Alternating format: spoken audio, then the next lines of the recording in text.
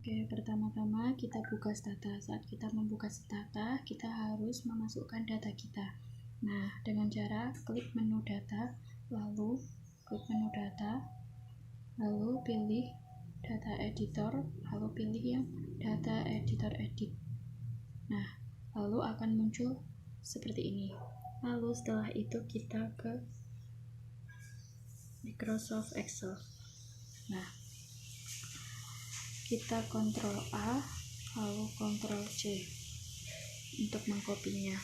Lalu kita kembali lagi ke stata bagian data editor. Nah, kita Ctrl V, kita pilih yang variable name. Nah, akan muncul seperti ini. Nah, di sini terdapat 3 variabel, yaitu PDB, inflasi, dan PP. PP itu adalah pertumbuhan penduduk. Nah, PDB itu adalah variabel dependennya atau variabel Y-nya, atau variabel yang dipengaruhi. Nah, inflasi adalah variabel independennya atau variabel X1. Nah, PP pertumbuhan penduduk adalah variabel independennya atau variabel X2. Inflasi dan pertumbuhan penduduk ini mempengaruhi variabel dependen, yaitu PDB. Nah, lalu kita akan mulai regresinya. Nah, kita klik New Do File Editor. Nah, di sini kita ketik tset spasi tahun, lalu enter, gen spasi lny sama dengan ln buka kurung, variabel y-nya tadi yaitu PDB, tutup kurung, enter kembali, gen ln x1 sama dengan ln buka kurung, variabel x1 nya yaitu inflasi, tutup kurung, lalu enter, gen ln x2 sama dengan ln buka kurung, pp tutup kurung. Nah, setelah itu kita bisa regresi reg spasi lny spasi ln x1 spasi ln x2. Nah, jadi komennya itu seperti ini ya, bisa dilihat ya. Nah, terus kita Ctrl A atau upload semuanya. Nah, setelah itu kita execute. Nah, nanti kita akan lihat hasilnya di sini. Nah, ini hasilnya. Nah, interpretasinya itu seperti ini. PT itu probabilitas statistiknya, ini ln x1 untuk inflasi, ln x2 untuk variabel PP. Nah, ini bisa dilihat di sini variabel probabilitas variabel inflasi kurang dari 0,05, probabilitas variabel PP kurang dari 0,05. Artinya inflasi dan PP berpengaruh signifikan terhadap variabel dependennya yaitu PDB. Nah, selain itu bisa kita lihat di probabilitas F statistiknya 0,0151. Ini kurang dari 0,05 atau 5%. Berarti secara keseluruhan variabel independen inflasi dan PP berpengaruh signifikan terhadap variabel PDB atau variabel dependen. Nah, bisa kita lihat juga di R-square dan adjust R-square. Nah, di adjust R-square ini 0,1142 atau jika dipersenkan 11,42%. Artinya, variabel independen inflasi dan PP mempengaruhi variabel PDB sebesar 11,42%. Sisanya 100 dikurangi 11,42 yaitu 88,58%. Variabel PDB dipengaruhi oleh variabel lain selain inflasi dan PP. Nah, setelah itu kita lakukan uji multikolonialitas. Kita kembali.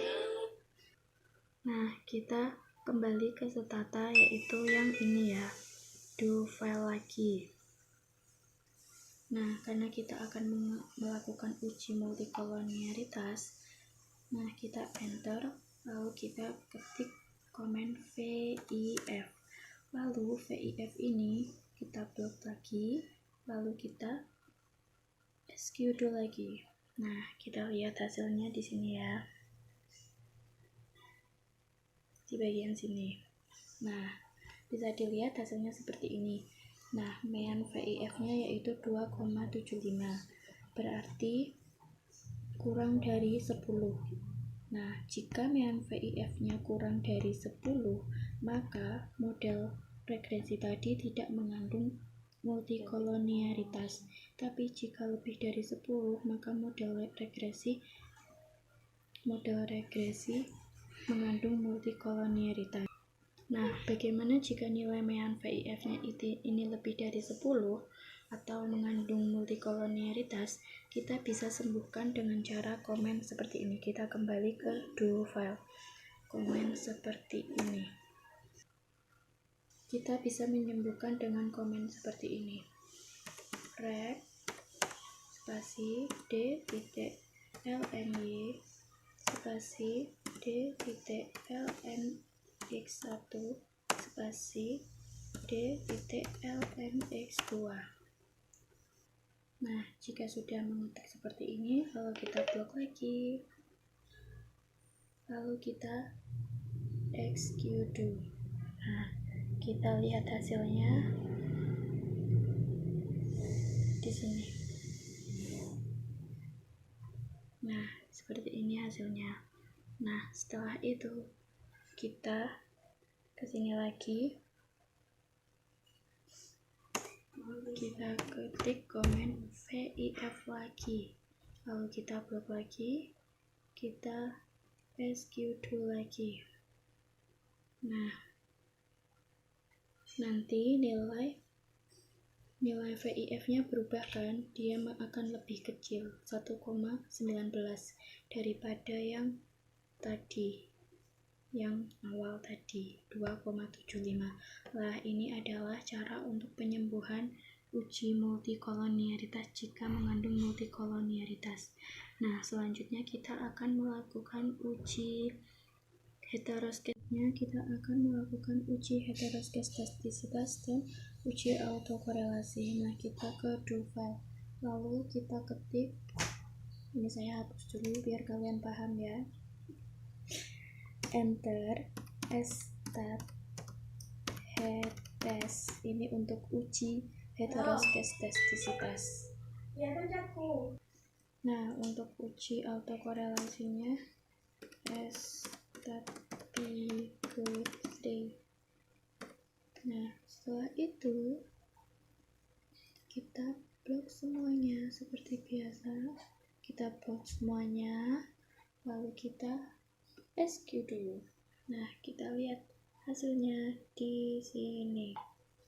Nah, bisa dilihat di sini interpretasinya adalah jika probabilitas chi-square-nya lebih dari 1% atau 0,01, lebih dari 5% atau 0,05, lebih dari 10% atau 1,0, berarti dia model tersebut, model regresi tadi, lolos uji heteroskestastisitas atau tidak mengandung skestastisitas.